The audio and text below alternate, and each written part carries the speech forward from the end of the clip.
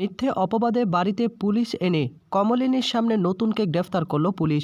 সম্পূর্ণটা জানতে ভিডিওতে লাইক দিয়ে চ্যানেলটিকে সাবস্ক্রাইব করে না টেনে দেখতে থাকুন। বুবলা এবং বর্ষা দুজনে মিলে পুলিশের কাছে আসে আর এসে বলে, আমরা একজনের নামে একটা অ্যারেস্ট ওয়ারেন্ট করব। তখনই পুলিশ বলে, কিসের কারণে করবেন? কারণটা আমাকে আগে জানতে হবে, তারপর আমি অ্যারেস্ট ওয়ারেন্ট করব। তখনই বুবলাই বলে, এ হলো আমার স্ত্রী, আমার স্ত্রীর সম্মান নষ্ট করেছে একটা লোক, তার বিরুদ্ধে আমি অ্যাকশন নিব, তাকে এক্ষুনি অ্যারেস্ট করতে হবে, আমার সঙ্গে আপনাকে যেতে হবে, মানহানির মামলা করব তার নামে। বুবলাইয়ের মুখে কথাগুলো শোনার পর তখন আবার পুলিশ একটা প্রশ্ন করে, অ্যারেস্ট ওয়ারেন্ট করবেন তা ঠিক আছে, কিন্তু প্রমাণ কোথায়? প্রমাণ ছাড়া তো একজনের বিরুদ্ধে এভাবে আপনার এলিগেশন আনতে পারেন না। আমরা আগে এই বিষয়টা তদন্ত করব, তারপর আমরা অ্যারেস্ট ওয়ারেন্ট লিখব, আপাতত আপনি জিডি করে যেতে পারেন। বুবলাই তখন বলে, না জিডি করব না, ডাইরেক্ট অ্যারেস্ট ওয়ারেন্ট। তখনই বুবলাই কোনো কিছু না ভেবে বর্ষার শরীর দেখাতে শুরু করে। তখনই পুলিশ অফিসারকে বলে, দেখুন আমার স্ত্রীকে একদম শেষ করে দিয়েছে, এর পরেও বলবেন আমি জিডি করব? কোনোভাবেই থেমে থাকবো না। অন্যদিকে বাড়ির মধ্যে মিটিল ভীষণ রকম রেগে যায় কমলিনীর উপর। মিটিল তখন কমলিনীকে বলে, কাকিমা তুমি আবারও নতুন কাকুকে অবিশ্বাস করলে, তুমি আসলে না একটা স্বার্থপরের মতো নতুন কাকুকে দিনের পর দিন অত্যাচার করেই যাচ্ছ। নতুন কাকুর মতো মানুষ হয় না, এই মানুষটাকে যদি এবার তুমি হারাও না, কখনো তুমি পাবে না। তুমি কি করে বলতে পারলে বর্ষা দিকে আর বুবলাই দাকে যে পুলিশের কাছে যাবে? তুমি তো পারতে এটা সমাধান করতে, তাদেরকে আরো উস্কিয়ে দিলে যে পুলিশের কাছে যাও, গিয়ে কমপ্লেন করো। তখন এবার বাবিল বলে, মিঠিল এই কথাটুকু অন্তত তুই বলিস না, বুঝতে পারলি তো নতুন কাকু যে কাজটা করেছে সেটা গুরুতর অন্যায় কাজ করেছে, অবশ্যই এটা তদন্ত হওয়া দরকার। নতুন কাকু যদি আসলেই অন্যায় করে থাকে অবশ্যই এর কঠোর শাস্তি হওয়া দরকার।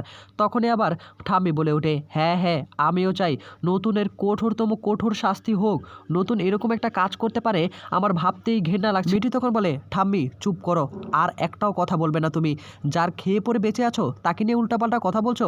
তখন এবার ঠাম্মি বলে, আমাকে থামিয়ে রাখতে পারবি না, যতক্ষণ না নতুনকে পুলিশ অ্যারেস্ট করছে ততক্ষণ আমি শান্ত হব না। কিছুক্ষণ পর বাড়িতে পুলিশ আসে। পুলিশ এসে বলে, স্বতন্ত্র বোস নামে কোনো ব্যক্তিকে এখানে আছে? তখনই আবার নতুন বলে, হ্যাঁ আমি আছি, কি বলবেন বলুন। তখনই পুলিশ বলে, দেখুন আপনার বিরুদ্ধে কিন্তু অ্যারেস্ট ওয়ারেন্ট আছে, আর আমরা সেই পরিপ্রেক্ষিতে আপনাকে কিছু জিজ্ঞাসাবাদ করব, সব কিছু যদি মিলে যায় আপনাকে এক্ষুনি আমাদের সঙ্গে থানায় যেতে হবে। দেখুন এই কেসটা কিন্তু একটু ক্রিটিক্যাল, মানহানির কেস কিন্তু করেছে আপনার নামে, যে কোনো সময় আপনাকে অ্যারেস্ট করতে আমরা বাধ্য হব।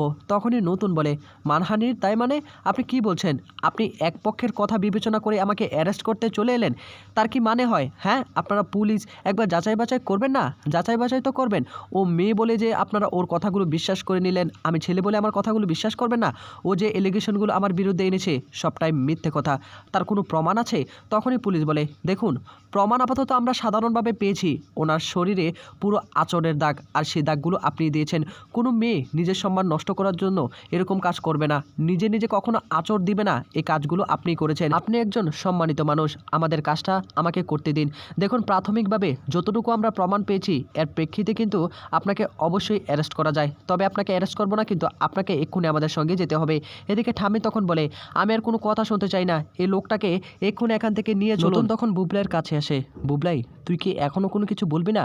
আমাকে অ্যারেস্ট করে নিয়ে যাচ্ছে, তোর এটা দেখতে ভালো লাগছে তাই না রে?